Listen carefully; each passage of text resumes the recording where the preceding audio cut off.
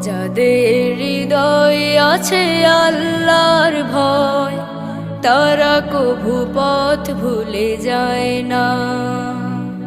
আল্লাহর প্রেম ছাড়া এই দুনিয়ায় কারো কাছে কোনো কিছু চায় না।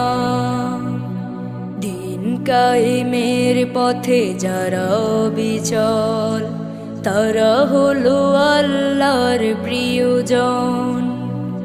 বাতিলের কাছে যারা হার মানে না, সংগ্রাম করে যায় আমরণ। দিন কায়েমের পথে যারা অবিচল, তারা হলো আল্লাহর প্রিয়জন।